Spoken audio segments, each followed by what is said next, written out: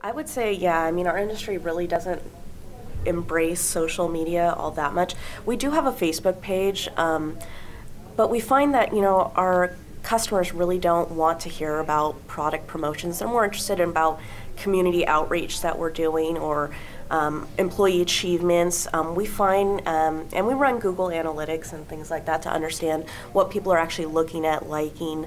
And we find that they're actually more interested about us and who we are. And the other thing that Facebook has provided us with is it's a valuable recruitment tool. If you don't have a Facebook page, millennials do not know you. Like, that's going to be the first thing they do is look for a Facebook page to understand what you're about. Us being in Silicon Valley, it's really, really hard to compete with the Apples and Googles. And it's not exactly a sexy industry. So it's, but we do have people. We do have, we recruit a lot at Cal Poly, and they'll look at our Facebook page. We'll get interns in from various colleges, and they'll tell us, and they'll try and describe what we do because, based on our Facebook page, and, we kind of have to reel them back and explain what we really do. But it's a good marketing tool. It's a good recruitment tool, but I don't think we're quite there yet. I have not ever seen a request for a quote come over Twitter yet. Yeah. But it could come. It could come. Yeah, I think it's 70% you're supposed to give them content that's valuable to them, 10% talk about yourself, and 20% maybe promotions, maybe. Yeah. But yeah, you have to provide the content that they want to see, not what you want to show them as far as social media goes. Well, it's interesting, Christina, your comment about who we are and not what we do. I think that's one of the challenges that we face. Well, I think it points to the fact that our industry is very relationship heavy. They want to like you. They want to know who they're buying from. They want to support a good company. And I think if you put it out there, these are our people. This is what we do. This is what we're about. It makes you likable. It puts a face to you. We've got pictures of our Halloween party, that we just threw with, our employees up in costumes, or we've got pictures from the last event we threw, or, we're doing Second Harvest Food Bank in a month. We'll post pictures from that. They really do enjoy seeing that, and honestly, those are the posts that get the most likes and the most views.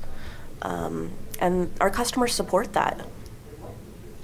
So Facebook seems to be the 800-pound gorilla. What other platforms have you experimented with? Instagrams and those sorts of things for that human connection. Anybody doing anything beyond Facebook and LinkedIn?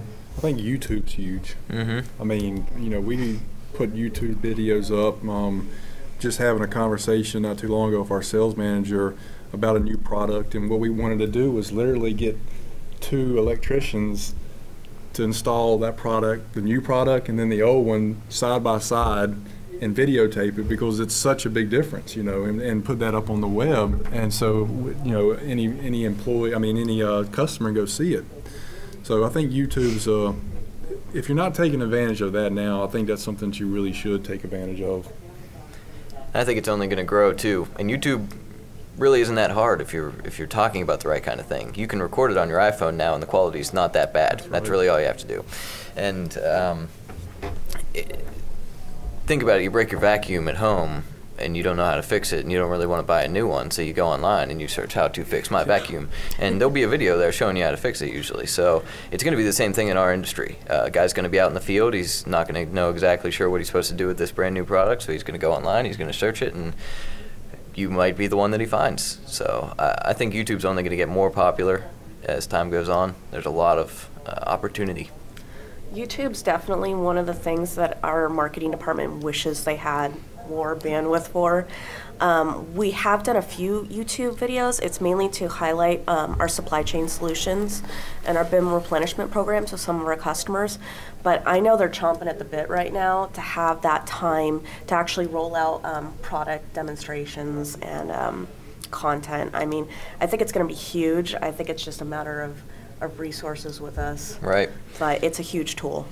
And the real benefit there is it's good if the customer is searching for something random and they find you. It's another thing if you build an audience on YouTube, which I'm not sure anybody in our industry has successfully done it as much as they could yet. So if you're coming out with a video every week and they like you enough and the videos are valuable to them and interesting at the same time, and you get 100,000 views from your customers every week, nobody's managed to do it in our industry that I know of really yet.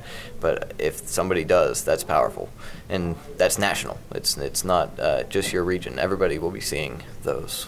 So yeah, and I remember somebody was saying, you know, they started getting calls from all over the country rather than just in their geographical location based on their YouTube media. And I think this also rolls back to the point of, you know, I think our websites, you know, as we go into e-commerce, and I think it's so important for our websites to be the content hub for your customers. You don't want them going anywhere else to look for things. You could have links to your YouTube videos and product demos. You have links to manufacturer materials, spec sheets, MSDS. You make it their content hub so they don't have to go out and Google. You're their one-stop shop.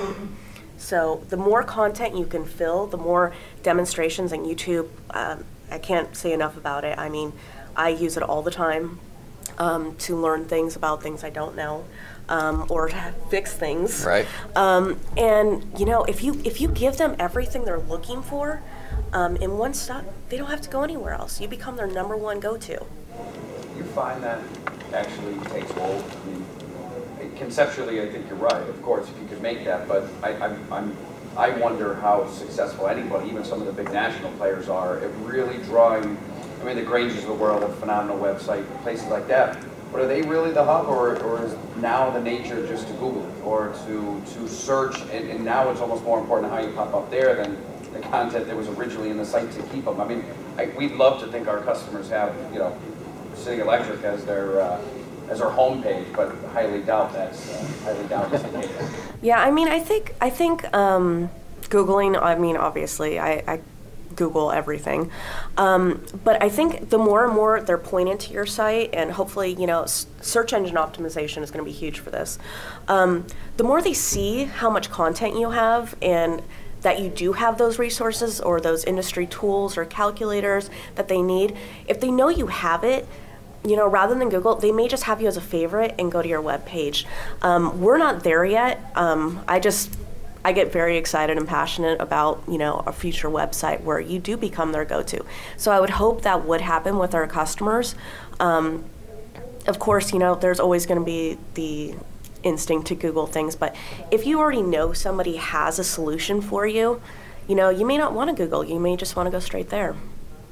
It's going to be about consistency and building trust, I think. Mm-hmm. If your content's coming out in a familiar way to them and they get used to it, then they're going to be more prone to come back to it.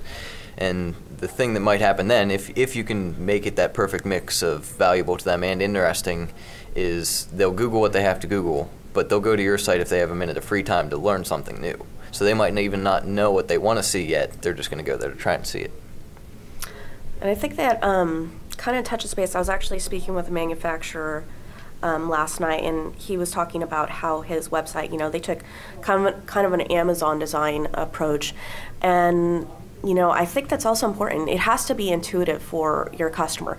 You don't want to have to train your customer on how to use your website. You want it to be as simple as possible. So doing it in a format that they already understand, I think, is also huge. They don't want to be searching all over your website looking for, you know, that spec sheet. They want to be able to, you know, point and click and go, and not have to train themselves on how to use it. So I think simplicity of use is also huge. You know, it seems like there's a couple dynamics with the website. One is to find and introduce yourself to new customers, and the other is to serve the customers that you're already intimate with. And it seems, you know, the discussion is that sort of one-stop shopping place is for the customers that we already have and that they know and trust us. I think the challenge, obviously, is identifying new prospects. Do any of you, in addition to the content that you're talking about, do anything with blogging or any kind of interactivity in your own websites or your own ecosphere in terms of you know, actually having a conversation with customers as opposed to presenting to them? Well, go ahead. Not too much right now. I mean, we release the news and promos and new products and that kind of information, but on our current site, there's nowhere to leave comments or like to actually have a conversation. Yeah, blogs are dead. So we're not blogging or anything like that. You know, our marketing department does a lot of your traditional methods, email, newsletters, print newsletters. We still do, because there's still you know, a large portion of our customers that still like to get stuff printed as well. So, but we went down the blog route. I had 5-6 years ago and did a few of them, but you know, never saw much out of it. You know, so. But I honestly believe that's kind of dying now. Blogs, you know, it's a lot more of tweets and Facebook posts and stuff like that, and not really going to a blog site and reading a long, you know. Social media killed the blog? Yeah, I think so. Yeah, I mean, our automation team will occasionally put some type of blog out on our website. Really, we use more like, I would say, email blasts to our customers, and we run a lot of contests and like kind of brain teasers that either involve current events or our industry. We get a lot of customer participation back that way, and you know, we'll give off everything from iPads to you know, tickets to the 49ers. But we do get a lot of interaction that way as well. Yeah, you gotta. Talking about the search engine optimization and the content on the website, you know, it's going to always be a struggle for us as distributors to compete with anybody like an Amazon. And last night we were having a discussion about, well, how do you compete against them, and is it something that we need to worry about? But I use an example that I have, and it's I purchase all of our IT stuff from CDW. Many of y'all probably heard of it, and I'm kind of split down the middle. Half the stuff I order online because it's quick and convenient. I don't need to pick up that phone and call that sales guy. I don't need that. I know that I need this computer or this switch or this widget here, and their website's good.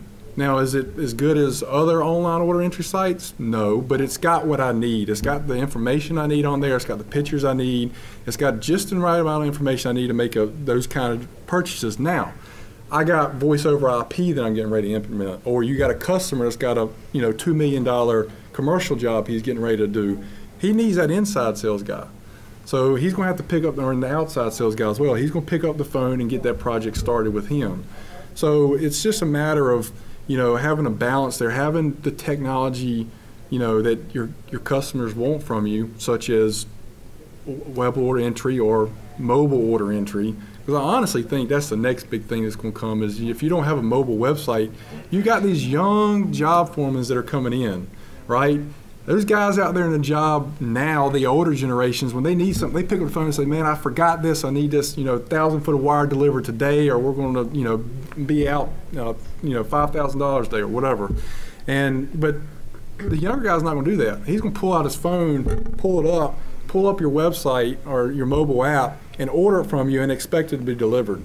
He's not going to waste that time to wait for you to get on the phone or contact that person. He's going to order it that way. And I honestly believe that.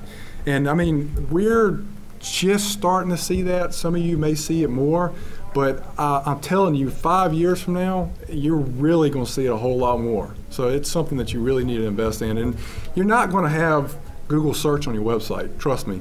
I just got finished developing a website, and the biggest complaint is, I'm searching for this, and I get all these results back. And I'm like, well, I'm not Google, and I'm never going to be Google. And, you got to really do a good job of product categorization. What makes sense on your website, categorizing your products, how your customers think, and you can spend forever doing search engine optimization, and you're never going to be at the top of that Google list when somebody comes search for something. But what helps with that, though, is having content hosted in different places. You have videos on YouTube that somehow can link back to your website. You have posts on Facebook that link back to your website. You have Twitter posts that link back to your website. You start drawing all this traffic to your website from all these other sources. Google Plus is another example. That really helps as well. So the more exposure you can get out there to bring stuff in, it really helps with your search and your optimization on things like Google.